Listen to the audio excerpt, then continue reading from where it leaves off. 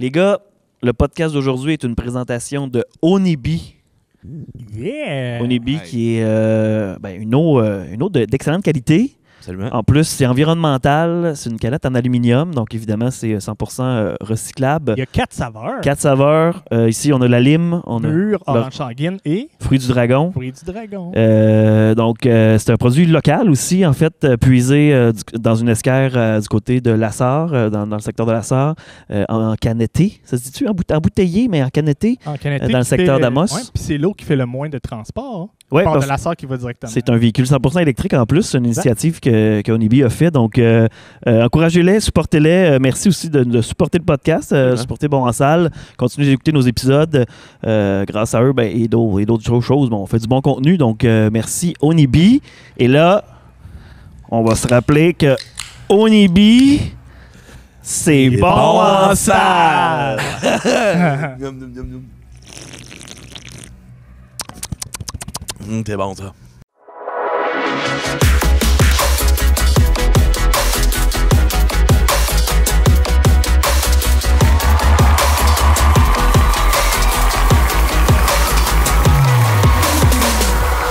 Bienvenue à Bon en salle, le podcast du Théâtre des Esquerres, une présentation de Onibi, parce que Onibi, c'est... Bon en salle! Ah oui, on rappelle que ce brainstorm-là, il a duré 30 secondes. Est-ce que vous êtes déçu que je ne l'ai pas comme dit en cœur avec vous? Ben, non, Ça va-tu fâcher le commanditaire? Non, c'est pas une obligation. OK. Si tu veux, on peut le refaire avec À la toi. fin, j'aime Ouais. ça. Ok, Je pense que je parfait. suis rodé. là. J'ai compris le principe. Il a compris puis le rythme, il J'ai est vraiment prêt. le goût de le faire. Ouais. Alors, c'est ça, pas besoin de présentation. Je pense que vous connaissez déjà mes deux acolytes, Pierre-Anthony, qui est là à tous les épisodes avec nous, et Benoît Oui. Saint-Pierre. Salut. Et on est joint par aujourd'hui avec Jean-Thomas Jobin, qui vient présenter son spectacle ce soir au Théâtre des Esquerres. Jean-Thomas, comment ça va? Ben, ça va bien. Je suis content d'être là. On est bien entouré. Il y a un public, ma foi, nombreux. 500 personnes? Il y a 4 personnes, juste pour mettre en contexte les gens, il y a 4 personnes, mais c'est 4 des personnes les plus sympathiques et accueillantes que j'ai rencontrées dans ma vie. Et je dis pas ça, tu sais, si ça avait été 4 autres êtres humains, j'aurais sûrement dit la même chose, mais je suis content quand même d'être là. Puis on dirait que mon tabouret craque un peu, fait qu'il va y avoir des enjeux de fioriture sonore pour votre sonorisateur. Puis moi, je trouve que ça rajoute un peu d'accent. Ouais, ben ça le garde sur le edge. Tu sais, il est tout le temps ses nerfs. S'il y a Exact. des affaires, ça le garde présent dans le show. Tu sais, c'est Le important. gars, il hoche la tête. Là, c'est un bon hocheur de tête, ce gars-là. Hein? Tu vois? Pour ça qu'on l'a engagé. Il est parfait. En plus, il n'y a pas de cheveux, fait que ça fit bien avec son casque. Tu sais. Il n'y a pas de gosse. Oui, c'est vrai. Ils sont discrets. Tes écouteurs sont très discrets. Sur 10, son hochement de tête, Facile 8. Là. ouais, un bon 8. Ah, ouais. Puis ses écouteurs, 2. C'est ma faute. Ouais. Total 10, effectivement. Ouais. Très bonne contribution de la part du public. Ben oui, le public, il nous en donne. Ils vont nous en donner toute la veillée. 4e one-man show? 4e one-man show, ouais. District 31? Ouais, tu l'as dit trop vite pour qu'on comprenne le Oui, je l'ai dit trop le vite. rébut, là. 10. Mais district 31. Puis là, peut-être que le monteur exceptionnel qui a des écouteurs exagérés, il pourrait rajouter l'affiche pour qu'on comprenne le rébut. Parce que quand je l'explique, puis il n'y a pas l'affiche, c'est pas très clair comme explication. Mais c'est une joke d'affiche, une joke de marketing. Là, 10 visages tricks, 30 tasses de thé, le chiffre 1. Puis le sous-titre, c'est espérer des salles combles grâce à la confusion. C'est-à-dire que les gens qui étaient fans de District 31 qui fassent ah, c'est la version scénique, je vais aller voir ça. Michel Charette n'est pas dans ce show-là. Quand Que le monde le Michel voit, puis Charette et Michel est pas Gildor là. Roy ne sont pas là. J'avais une joke en rodage sur Gildor qui marchait quand même bien, mais la moyenne n'était pas suffisante. Je l'ai discarté, fait qu'il n'y a plus aucun nostalgie. T'arrives pas en policier ou en. J'ai jamais écouté ça, c'est pas des policiers. Hein? Oui, c'est des policiers. Oui, c'est des policiers. OK. Ouais. T'as sûrement retenu en voyant les 1001 annonces qui passaient à Ouais, la c'est télé sûrement que c'est ça. dans l'univers d'un commissariat de police. Mais moi non plus, j'ai pas écouté une minute de ça, mais je sais que tout le monde le regardait. Donc, en fait, c'est juste que quand je me cherchais un titre de show, j'étais comme ah, y a-tu comme une référence ultra flagrante que je pourrais essayer de créer un faux piège à con de genre, OK, les gens qui entendent juste le titre audio, ils vont être mêlés, ils vont faire comme ah, j'ai tellement aimé l'émission, je vais aller voir ça. Puis là, Là, ça crée des grosses déceptions pour ces fans-là, mais je pense pas que ce soit vraiment arrivé, ceci dit. Mais Non, ça, c'est Quand même, ça serait quand même drôle que tu refasses District 31, mais sur scène, en show, pendant 1 heure. Et Ben, shit. faites, Et combien de saisons, Matt? Avec tous les personnages. 5 5 saisons. 5 saisons, mais pas mal d'épisodes. Ouais, c'est une quotidienne. 120 par saison, il y a 600 épisodes. C'est beaucoup d'épisodes quand même pour un show de police. C'est pas mal. C'est des 22, mais quand même. Ça mais devait tu être rushant à écrire. C'est de la job de police. Fait que ce qui est long, c'est tout le temps la paperasse. Tu sais, c'est tout le temps les scènes de paperasse qui prennent Ouais, extrêmement c'est de ça. temps. Des fois, il faxait, là. Puis quand il faxait, souvent, il y avait une longueur parce qu'il écrivait dans le script « Fax, on a besoin de temps. Pouvez-vous faire en sorte que l'envoi du fax, ça soit 2 minutes en ondes? » Fait comme si tu serais pas sûr du numéro, là. Alors, recommence Ouais, c'est ça, refait-le. Le pire, c'est que j'adorerais ça que dans des drames, des téléromans dramatiques et non comiques, qu'il y ait des scènes où on se fait traller par des affaires de même qui soudainement... C'est un envoi de fax qui marche jamais. C'est une scène qui dure entre les 2 annonces et que ça. C'est juste tout le monde stressé parce que c'est ce qui va faire que le criminel va se ramasser en cours. Ouais, c'est Fait qu'ils ça. sont juste comme faut que ça passe, faut que ça passe, faut que Ouais, ça c'est passe. ça. Puis c'est jamais dedans, ça va juste pas passer. Ah ouais, j'aime ça. À suivre. Peut-être que je lance l'idée à des créateurs. Ça pourrait être une comédie dramatique fonctionnaire où ils n'ont pas le choix d'utiliser un fax pour transférer l'information à Ottawa ou à Québec. Très bonne piste. Sinon, c'est le café. Comment il s'appelle l'auteur? Il s'appelait Luc Dion. Si Luc Dion écoute présentement, reprenez le synopsis de ce qu'il vient de dire. Mais il écoute vraiment le podcast beaucoup. Probablement. Il va sûrement être déçu que Mathieu ne soit pas là parce qu'il est très fan de Mathieu. Ah, OK. Fait que Ouais. là, il est comme... il s'adapte. Il faut qu'il s'adapte. Ouais, c'est ça. exact. Je comprends. C'est comment de faire son 4e one-man show? Je suis content. Hier, j'étais à Matagami. C'est la première fois que j'y allais. Ouais. C'était vraiment bien été. C'était bien le fun. Première fois que j'y allais de mes 4 tournées. Là, je veux dire, pas dans cette tournée-ci. Dans le sens, je ne veux pas dire que j'ai beaucoup de supplémentaires à Matagami. Je pourrais. 60 choses cette année. Mais non, c'était vraiment le fun. Je suis content. C'est toujours le fun d'arriver avec une nouvelle proposition. Puis, tu sais, j'aime beaucoup faire de la scène. Des fois, c'est la route que je trouve plus difficile en vieillissant, là. Mais je suis très content d'être venu à Amos et à l'Abitibi spécifiquement. Ça vaut la peine. Non, mais peu importe la distance, c'est ça que je trouve le plus lourd en vieillissant, la route. J'ai un problème de dos, fait que souvent quand je suis assis longtemps, il faut que je me lève, faire des petites marches pour pas être ankylosé. Mais hormis les déplacements, si la téléportation existait, je serais toujours ici. L'avion, louer un char. Toujours. Oui, mais l'avion vient avec des coûts supplémentaires qui tirent dans le pied de la production. Donc, Saute dans le mais char. non, je suis vraiment content. La réception du spectacle est très bonne pour l'instant. Puis tu sens-tu qu'il y a comme un push avec, tu sais, sous-écoute, Big Brothers, qui était vraiment plus présente un petit peu partout, dans le fond? Ben, à savoir si ça se traduit en vente de billets, peut-être que si j'avais sorti mon show un peu plus proche de ma sortie de Big Brother, ça aurait probablement été plus marketing. Mais comme je suis aucunement marketing, à part pour mes titres de show ridicules, puis aussi les gens en ce moment, c'est une période un peu difficile aussi pour l'achat de billets pour les gens là, avec les taux directeurs, l'inflation. Puis je comprends totalement ça. Fait que moi, je préfère voir le verre à moitié vide. C'est-à-dire pas que mes salles sont à moitié vides, mais je veux dire que dans le sens que j'ai juste la gratitude et la reconnaissance que ceux qui sont là sont présents puis ils viennent m'encourager. Puis je me trouve privilégié de continuer à gagner ma vie avec un métier que j'aime. Fait que oui, ça se passe bien dans le sens que il y a beaucoup d'offres, mais ce soir, je ne sais pas combien il y a de gens, mais je vais essayer de faire de mon mieux pour divertir tous ceux qui sont là. Puis je pense que les gens qui vont être là, j'espère qu'il va en avoir plus que 4. Mais ces 4-là, j'aimerais ça qu'ils soient là parce que c'est le meilleur public au Canada. Je ne suis pas encore allé... quand j'aurai un échantillon aux États-Unis, je pourrais faire le comparatif. Mais au Canada, c'est l'échantillon de 4 personnes les plus volubiles. Bon. Ils finissent jamais. C'est ça qui arrive. Il s'enfonce. Mais ce que j'aime, en fait,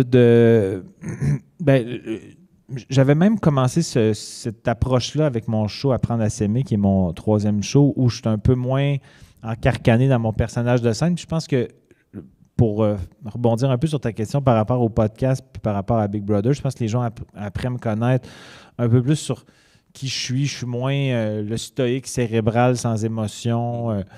Donc là, les gens ont compris, je pense que mes fans l'avaient compris, que c'était un personnage puis que l'être humain serait sûrement différent dans un monde idéal. Mais là, avec Big Brother puis les podcasts, je pense que ça a comme donné la clé à des gens. Ça a démocratisé le personnage de Jean-Thomas. Disons, oui. Puis un certain apprivoisement, puis que là, je peux embarquer dans... Il y a un volet un peu plus personnel dans ce spectacle-là où je raconte un peu plus de choses basées sur ma vie. Je l'avais fait dans Apprendre à s'aimer. Il y en avait un volet. Il y avait un que volet là, sur les échecs avec ton père, si je me rappelle. ça, je pense que c'est en podcast que j'ai raconté ça. Ah, ben peut-être. Ouais, je mélange Mais les je podcasts parlais et les spectacles. peut-être que dans l'énumération pour qualifier mon père d'un cérébral, tout ça, parce que mon père a été champion d'échecs junior canadien quand il était jeune. Fait que probablement que c'était peut-être dans la prémisse. J'ai pas fait de numéro là-dessus, mais je faisais un numéro sur mes parents. Mais là, j'ai un numéro encore sur mes parents, mais sur le deuil plus spécifiquement. Puis là, je raconte des trucs plus vrai, plus basé sur ma vie, mais on voit que l'absurde n'est jamais très loin puis que mon vécu finit par être absurde en soi. Fait que ce que j'aime dans mon plaisir de faire ce show-là, c'est que je suis un petit peu plus détendu parce que j'ai moins l'impression qu'il faut que je défende toujours un personnage puis que si j'en sors, que ça le décrédibilise. Tandis que là, les gens ont compris la convention puis je pense qu'ils ont envie de s'amuser avec moi. N'est-ce pas? Ah oui, les quatre ont hoché la tête quasiment aussi bien que l'excellent char de tête. C'était de la compétition. Oui, eux sont à 9, t'es à 8, fait que t'as du travail à faire. Tantôt, quand je vais te demander ton approbation, travaille quelque chose. Ah, c'est bon, ça, il sourit en plus. Dans la mâchoire ou... bref. Puis comment qu'on rajoute de l'absurde dans des histoires plus personnelles, justement? T'sais? J'en rajoute pas, en fait. Ta vie est juste absurde. Oui, c'est-à-dire que je les commente avec ironie, je dirais. Ouais, c'est plus ça, c'est-à-dire que je raconte ce qui est arrivé, puis c'est mon regard extérieur qui ironise de ça n'a pas de bon sens. Puis il y a aussi quand même assez... ça revient quand même de temps en temps dans le spectacle. En tout cas, il y a assurément un numéro là-dessus où je dis que c'est clair que je fais de l'humour absurde, mais que j'essaie de faire réaliser aux gens que la vie est souvent absurde en soi, puis que les êtres humains sont absurdes sans qu'ils s'en rendent compte. Puis là, je donne des exemples. Donc... dans mes anecdotes, exemple, dans le numéro sur le deuil, bien, tout ce que je raconte est 100% vrai. Moi, je trouve ça bien important pour moi, pas par intégrité, mais un peu en même temps. En fait, je pense que c'est plus par rapport à mon aisance sur scène. Quand je tombe dans des trucs vrais, des anecdotes vraies, il n'y a rien de romancé, en fait. Parce que pour moi, je serais mal à l'aise avec le fait de raconter quelque chose en mode plus intime, mais mettons qu'il y avait juste une petite part de vrai puis une énorme romance, je serais vraiment pas à l'aise. Je l'assumerais pas le numéro, j'aurais l'impression d'être charlatan. Ben oui, un peu, parce que si, mettons, des fois, on s'entend qu'il y a beaucoup de trucs depuis le début de ma carrière que j'ai racontés qui étaient complètement inventés de toutes pièces. Les gens étaient comme, c'est clair que c'est inventé. Mais si j'assois le numéro, j'assois une anecdote ou un petit récit en disant que c'est arrivé, c'est arrivé. Il y a peut-être des fois une petite affaire que je vais exagérer ou caricaturer un petit truc avec une phrase supplémentaire, mais l'anecdote ou le récit est vrai parce que sinon, je n'aurais pas choisi d'inventer ça. Moi, je trouve ça juste drôle parce que c'est vrai. Si c'est inventé, c'est pas drôle. Ouais, je comprends ce que tu veux dire. Fait que, donc, c'est ça, les petits récits. Il y a comme le numéro sur le deuil, mais il y a aussi, à un moment donné, je raconte les moments importants dans ma vie depuis ma dernière tournée Apprendre à s'aimer, puis c'est toutes des affaires vraies. C'est des petites vitrines, là, mais c'est toutes des choses vraies. Il n'y a pas d'invention là-dedans. Je ne suis pas un inventeur. Je suis un grand inventeur, c'est-à-dire que le paratonnerre, j'ai aidé Benjamin. Je pense que c'est Benjamin Franklin, le paratonnerre. Ces deux-là sont complètement largués. T'es fait bien les 209 ans, ça va. Oui, c'est ça. Mais non, mais c'est parce que moi, j'étais en réincarnation, j'étais à ma 7e vie, puis j'étais en contact avec Benjamin Franklin à une certaine époque. T'es un peu un chat, dans le fond? Oui, exactement. Oui, puis j'adore les chats, donc ça Ça fit avec ma personnalité. Mais j'ai aidé Benjamin Franklin. C'est un pro-là, je pense qu'il est fini. Là. Je pense qu'on peut le voir là. On aurait pu continuer 5 minutes, je pense. Ouais, j'aurais été capable, mais j'étais comme. Ils ont sûrement des questions, ces gens-là. Oui, on parlait d'une autre question, effectivement. Tu sais, puis tantôt, je suis rentré par le théâtre. Fait que, tu sais, j'ai vu un peu comme le setup de la scène puis tout ça. Ouais. Puis quelqu'un qui rentre puis qui regarde ça, comprend pas ce qui se passe. C'est-tu toi qui fais tout le design ou t'as quelqu'un qui décide que hey, on va installer le décor pour toi? Comment ça se passe, la création de ton décor? En fait, mes deux bons amis, il y en a un qui s'appelle Zipper Tattoo, qui est rendu une référence dans certains podcasts parce que maintenant c'est lui et Stéphane Baudet, un autre ami, qui font la réalisation de Rince Crème, un nouveau compétiteur. Et, je pense qu'il nous clenche de 600 000 Patreon. Mais donc, c'est mes deux bons amis, puis c'est eux qui sont graphistes aussi. Donc, on brainstorm pour mes idées d'affiches ensemble et ils font aussi ma scénographie. Donc, on brainstorm ensemble, puis on fait OK, ça fit avec le cours. Ils viennent voir le rodage ou le pré-rodage, disons, c'est-à-dire avant que la scénographie embarque. Puis là, on parle, puis ils me disent qu'est-ce que tu as envie de faire. Puis là, je nomme des options, puis là, ils rebondissent sur des idées, puis tout ça. Donc, la scénographie dans ce show-là est minimaliste, mais elle a quand même un certain rapport avec la thématique du show. Entre autres, je parle beaucoup de ma peur de vieillir dans ce show-là, qui est une peur réelle. Et il y a un lien avec le décor. Et là, c'est vraiment une façon incroyable de teaser les gens pour qu'ils viennent voir. Hey, je veux voir le lien entre le décor et la thématique. Là. Quand ils vont écouter ça la semaine prochaine, ils ne pourront plus. C'est vrai. Ouais, il ne pourra pas venir à Amos, là, mais il y a des rappels en masse. Comme vous avez un public provincialement très étendu. Oui. On va le laisser à tout le monde. Est-ce que c'est eux qui étaient sur... c'est d'apprendre à semer que c'était des moutons? Oui, ils étaient là aussi. Il y avait des rames, des moutons. Qu'est-ce qu'il y avait d'autre? Des rames, des moutons. Les tâches. Les tâches de Rorschach. Très fort. Très mémoire prolifique. Mais il se rappelle plus de mon show. Juste 3 grands cadres sur 5. Oui, c'était des panneaux, des tâches de Rorschach, mais des tâches de Rorschach inventées. Oui. C'est-à-dire que... Je pensais que c'était toujours inventé, moi, les tâches de Rorschach. Non, il y en a des officielles. Comme le papillon, genre, qu'on voit partout? Genre, mais je pense qu'il y a...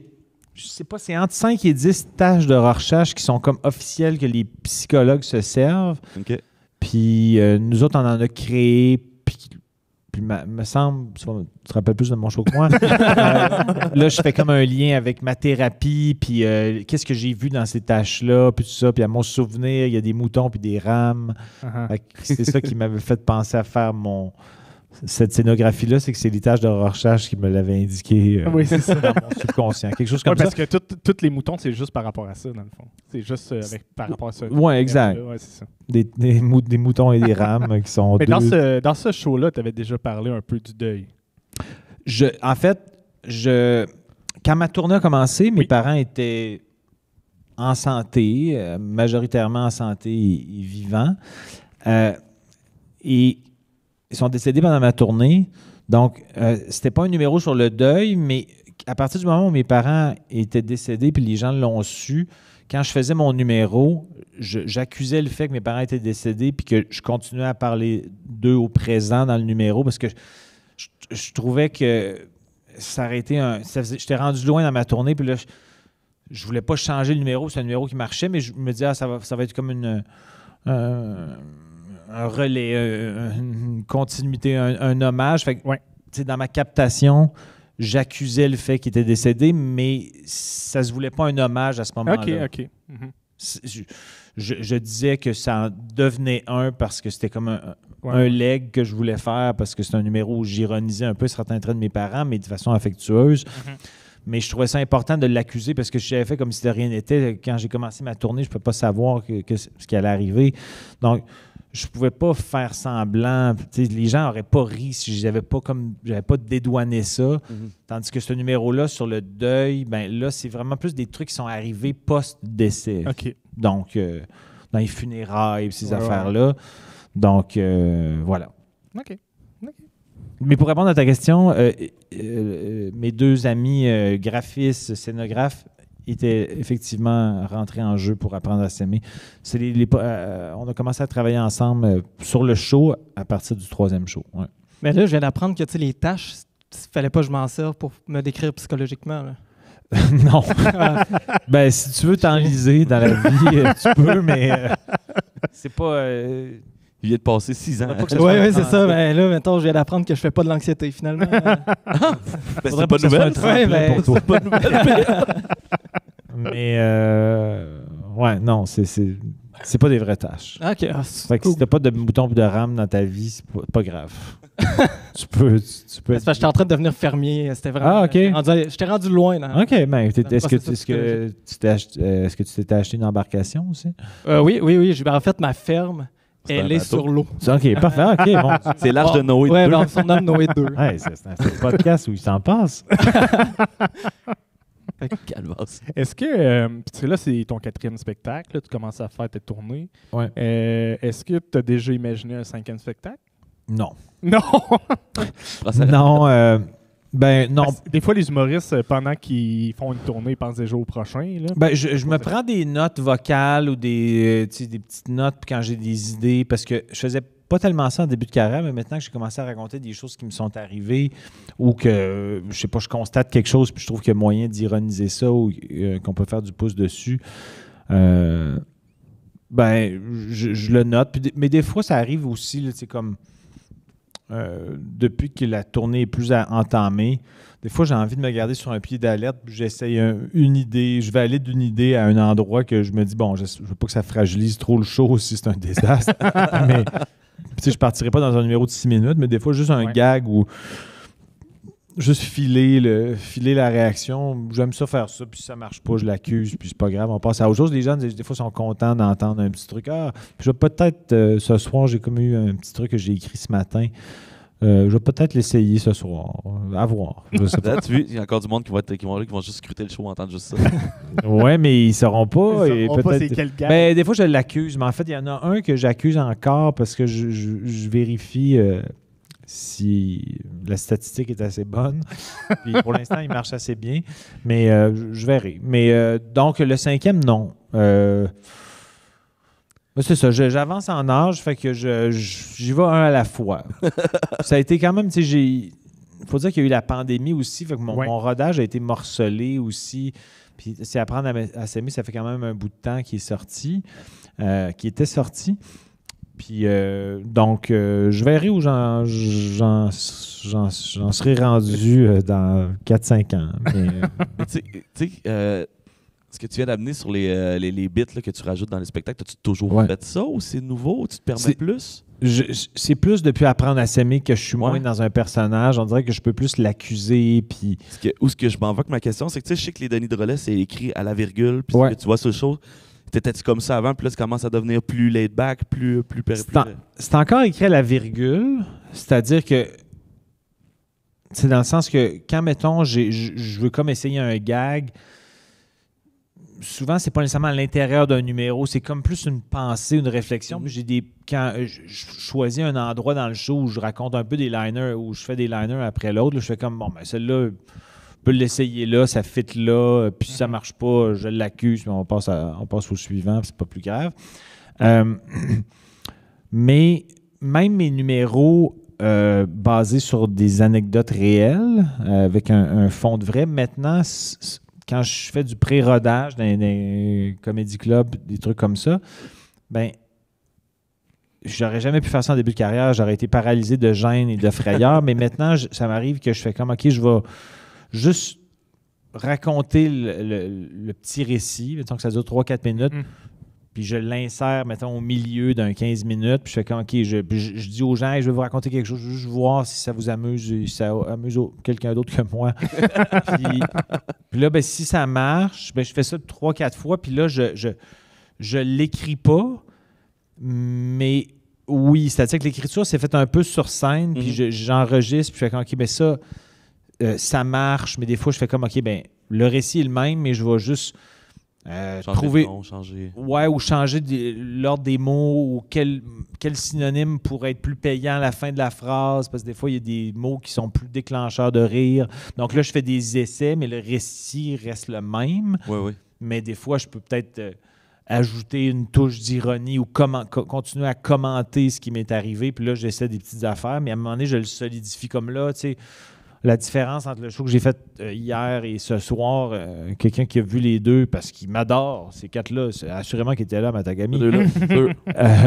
Mais c'est le même show, là. Je suis bien dans mes pantoufles quand je sais que une façon de livrer, une façon de structurer une phrase déclenche en général un rire. C'est sûr qu'il y a toujours des variantes, il y a des gags qui vont avoir mieux marché à Matagami que ce soir et l'inverse. Ça, on ne peut pas prévoir ça, mais à un moment donné, quand tu bâtis un show, tu as comme une moyenne que tu trouves satisfaisante. Puis, c'est pas un show...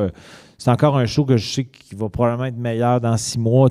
Tous les humoristes, on sait bien que notre première médiatique, ben, à un moment donné, il faut la faire, mais on fait tout le temps par trouver des petits trucs pour améliorer. Ça s'améliore toujours un contenu, puis... C'est sûr qu'avec le nombre de fois que tu vas le répéter, puis tu vas le répéter aussi, tu vas gagner de l'assurance. Exact. Je suis pas mal sûr que tu as bien d'assurance sur ton texte, mais quand même. Non, mais tu sais, des fois, juste... mais tu sais, puis il y a aussi des affaires qui sont pas hilarantes, là, dans le sens que je prétends pas que tout le reste est hilarant. C'est pas ça que je veux dire. Mais il y a des trucs, des fois, que dans l'esprit du show, ou pas du show, mais certains segments, que peut-être que c'est plus souriant que drôle par des petites séquences, mais ça aide à la globalité pour moi de ce que j'ai envie de dire. Ou de, mettons le numéro sur le deuil, il y a des bouts qui sont pas si crampants, mais que je pense que les gens apprécient dans la globalité du numéro. Je pense. Là, je sais pas, ils me l'ont pas dit nécessairement, mais c'est le genre de commentaire qui est weird à savoir en dehors du show. J'ai pas ri tout le long, mais c'était très important. Mais t'as-tu vu un changement depuis que tu as commencé à faire des numéros où tu parles plus de toi un peu plus? Est-ce que tu as vu des changements avec tes fans autour? Ou est-ce qu'il y en a qui ont dit « Ah, je te connaissais pas comme ça », puis ils sont partis? Soit qu'ils sont partis, soit qu'ils sont revenus. Là,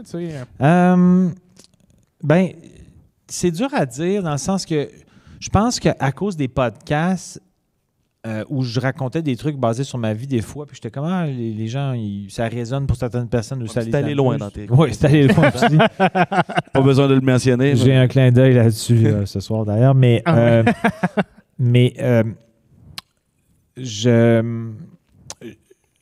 peut-être qu'il y a des fans qui étaient vraiment fans de mon absurde le plus déconnecté qui ont quitté, pas la représentation, mais qui ont juste... peut-être qu'ils sont venus à apprendre à s'aimer. Personnellement, apprendre à s'aimer, j'aimais beaucoup ce show-là. Je pense que ça m'a ressenti... Il y a encore beaucoup d'absurdité dans mon show là, en ce moment.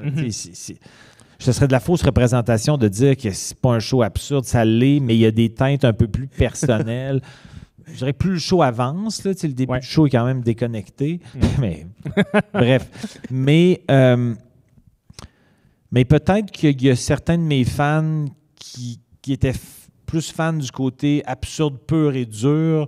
Puis quand je tombe dans le personnel, que ça leur plaît moins, puis qu'ils m'ont abandonné. J'ai aucune espèce d'idée. Ils t'en ont pas dit ça non plus. Ils m'ont pas écrit pour me dire I'm out, baby. mais je pense à l'inverse aussi qu'il y a des gens qui ont peut-être appris à me connaître à Big Brother ou dans des podcasts qui, là, ne sont pas déroutés par cette approche-là parce que c'est un peu plus personnel quand même. Ça ressemble plus à ton personnage de podcast, justement. Genre. Mais tu sais, je suis pas dans une livraison totale non plus. Je raconte pas toutes les... Mais, tu sais, je pense que le numéro sur le deuil, c'est le numéro le plus personnel, mais il y a d'autres petites bribes, ça et là. Ça se passe bien? Oui, je suis en train d'arracher la nappe. Je pense qu'il essaie de créer des bloopers. Les gens, il y a eu beaucoup de bloopers avant que ça commence. Puis là, tu sais, on a parlé un peu de Big Brother puis de l'impact que ça a eu. Ouais. Évidemment, Survivor Québec, t'es plus comme analyste. Ça te fait-tu chier de pas être sur le terrain puis de pas jouer le jeu? Ben, en fait, Ben, la genèse de Survivor au Québec, c'est un peu à l'origine de proposer l'idée à Production J, qui l'a ensuite relayé à Bell. Fait à partir du moment où je suis à l'origine de l'idée, je peux plus jouer. Là, dans le sens, je tombe de l'autre côté. Mais la saison 1, j'ai participé au casting. J'ai participé au choix des épreuves, au twist. Je suis allé sur place. J'ai fait des petites vignettes pédagogiques. J'ai assisté aux coulisses de. Pour moi, la saison 1, je tenais à tout prix à y aller. Ça a fait en sorte que je me suis retiré du show d'analyse parce que j'étais spoilé puis je trouvais que ça manquait d'intégrité. J'avais l'impression que ça allait être une éternelle marche de funambule pour essayer de ne pas laisser entrevoir ce que je sais. Puis là, les collaborateurs, eux, n'auraient pas été à la même place que moi. Ils se seraient dit « Pourquoi Jean-Thomas dit ça? Qu'est-ce qu'il sait qu'on ne sait pas? » Puis ils auraient essayé de gratter. J'étais vraiment pas bien. Fait que je me suis retiré. Mais là, c'est tourné en ce moment et j'ai averti la production. Je veux rien savoir, dites-moi rien. Et ils m'écoutent. Fait que là, je vais pouvoir l'analyser de façon organique en même temps que les gens. Fait que là, je vais vraiment triper, je pense. Mais j'ai participé aussi au casting. Fait que tu sais qu'il y a notre mère. Je sais, c'est moi qui ai choisi le maire. Fait que ceux qui sont pas contents qu'ils soient là. Mais non, mais en fait, moi, ça, c'est pas. J'étais pas tout seul quand j'ai choisi le maire. Je suis un des fous. T'as mis ton pied à terre, t'as fait c'est lui qu'on prend. On a un maire d'une petite ville en Abitibi. Get him over. C'est un show durant ce mois-là. Non, on était 5-6. Mais c'est sûr que quand quelqu'un se présente, puis c'est un maire actif, c'est vraiment interpellant pour une émission télé comme Survivor, surtout dans un jeu qui est sociopolitique. Beaucoup d'avoir un maire actif qui pratique la politique, c'est vraiment intéressant. C'est-à-dire qu'il était bon en audition. Assurément que son rôle, ce qu'il est dans la vie, est un énorme facteur, mais il était intéressant aussi. C'est-à-dire qu'il était capable de bien défendre ce qu'il projette de pouvoir être sur l'île. Mais c'est sûr que quand il est rentré, puis au début de la présentation, puis c'est... faut qu'ils disent leur nom, leur âge, leur profession. Puis là, je pense qu'il a dit Sébastien Dastus, 47 ans, maire d'Amos. C'est sûr que tu fais comme « Hein? » Mais tu sais, à savoir, quand les candidatures ou le casting est sorti, je pense que ça a dû polariser un peu dans la région. C'est bien correct. Mais ça a fait rire beaucoup ici. Je te dis, le monde on rit. Mais tu sais, ça, c'est en tant que comité, c'est pas notre...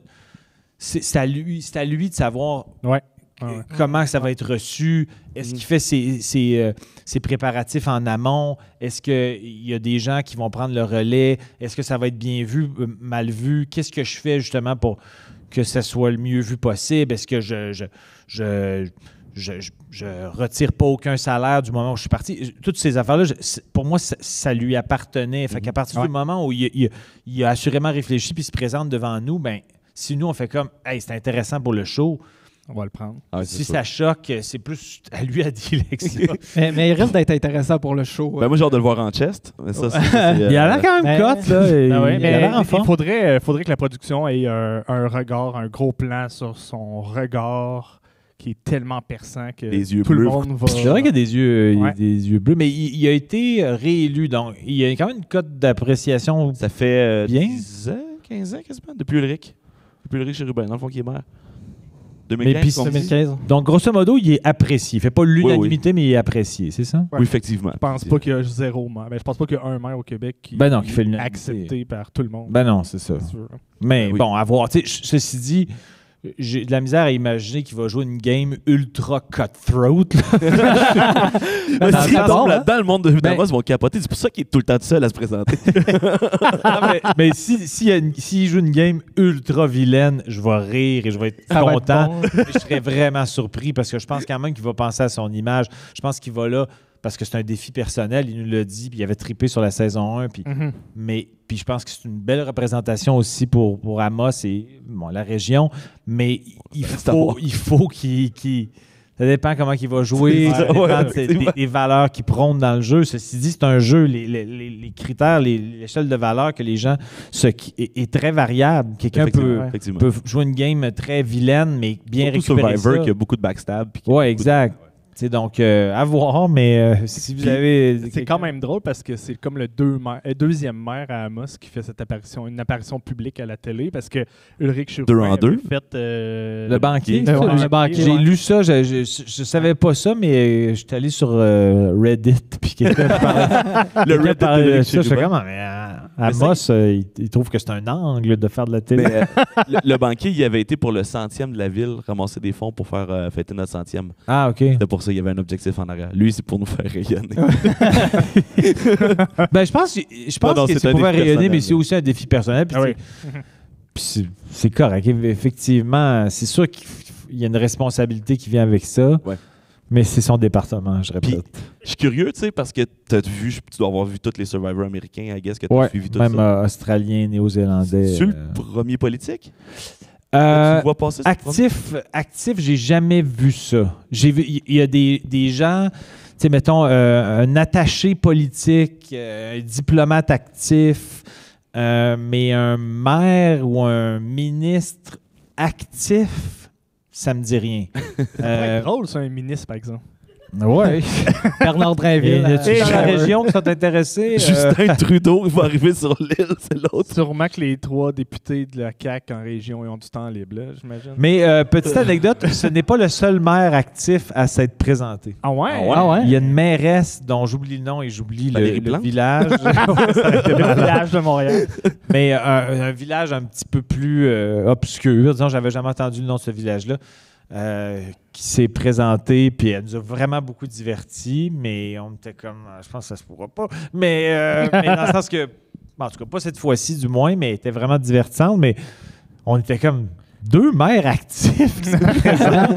Qu'est-ce qui se passe? Il y a plein de monde qui quitte la politique là, à cause du harcèlement un peu au Québec. Là. Ouais. C'est polémique, là, 10%, je pense, des conseillers maires qui s'en vont. Fait que c'est peut-être un échappatoire ou en tout cas des vacances. Ouais, peut-être. Dire, OK, là, j'atteins mon bout de rouleau, mais là, je suis tanné de confronter des gens qui me mentent tout le temps pour aller à Survivor. Oui, c'est ça.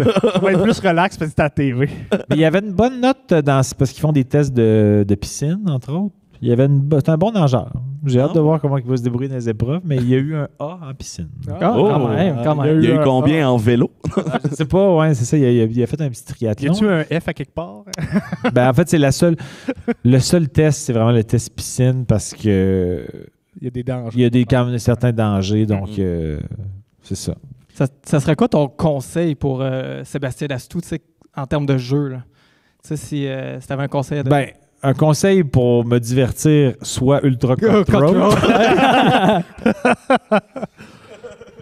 Mais je sais pas si j'étais lui, je pense que je dirais pas que je suis maire. Mais déjà, si tu ouvres les écluses du mensonge, quand est-ce que tu les refermes? Mais moi, si j'étais lui, je dirais pas que je suis maire. Parce que les gens associent à un maire actif qui a été réélu un bon parleur. Assurément, c'est quelqu'un qui est habitué aux communications. Ou à l'inverse, un politicien, un menteur. Comment? À l'inverse, les gens peuvent associer les politiciens des menteurs aussi. Ça. Mais d'après moi, il va le dire. Il nous a jamais parlé de ça. C'est-à-dire, je pense qu'il réfléchissait en audition, mais je ne sais pas s'il est arrivé à une conclusion. Ou, en fait, je pense qu'il est aussi ingénieur. Il y a quand même plusieurs métiers. Fait qu'il pourrait toujours dire juste cacher son rôle principal, mais parler de... Je pense qu'il est aussi dans la MRC d'une région. Il est préfet.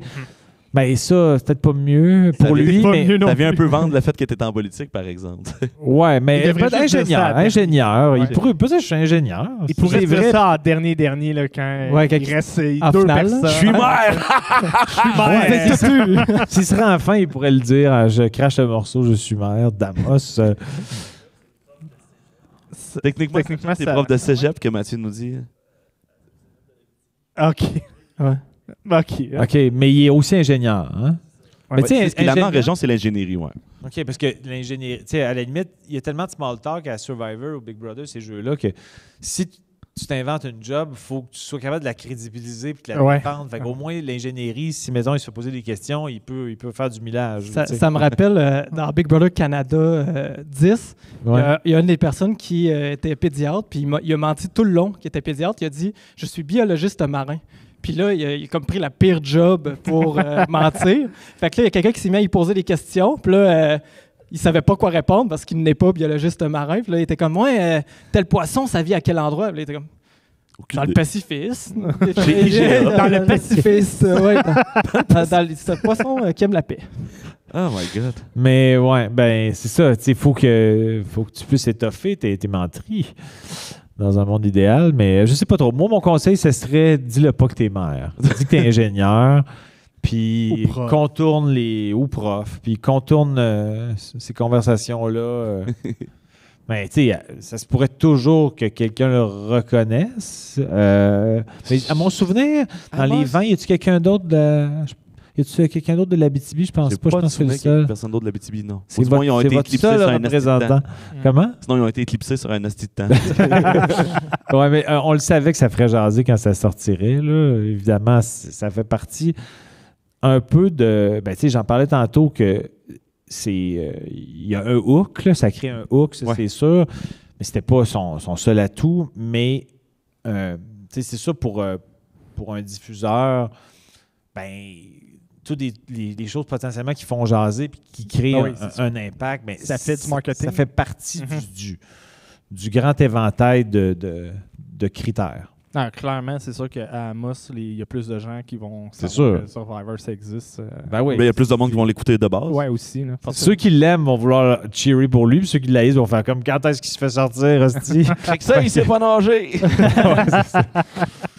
Est-ce que tu ferais Big Brother All-Star? Tu sais, un Big Brother célébrité All-Star? Ben, si un jour... d'après moi, ils vont en faire une édition spéciale un jour. Je pense que j'aurais de la misère à dire non. Parce que, j'ai vraiment aimé ça. Je pense que je serais vraiment dans la merde. Mais j'aurais de la misère à dire non parce que je pense que je serais pas capable. Ben, pas capable. J'aurais de la difficulté à le regarder, sachant que je me le suis fait proposer et j'ai dit non. Ouais. J'étais comme, pourquoi je suis pas là? Puis, à la limite, tu sais, mettons, pour moi, la question que je me poserais, c'est est-ce que, parce que je dirais que les chances que je regagne sont limitées, je suis assez conscient de ça parce que c'est un jeu que la notion de cible et de menace devient tout le temps un facteur. Ma réflexion, si un jour je me le fais proposer, risque d'être de l'ordre est-ce que d'avoir gagné, d'avoir comme un genre de plénitude, tu sais, ça s'est bien passé. Puis là, que la fin de mon parcours, mon grand parcours soit par une défaite, ce qui n'est pas déshonorant, il y en a juste un qui gagne. Là. Mais est-ce que ça réduirait la genre de plénitude que j'ai?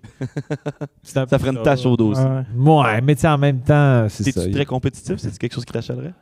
Oui, je suis vraiment compétitif. Je ne suis pas mauvais perdant, mais je suis très compétitif. Tant qu'à le faire, je me donnerais, je ferais tout ce que je peux pour gagner.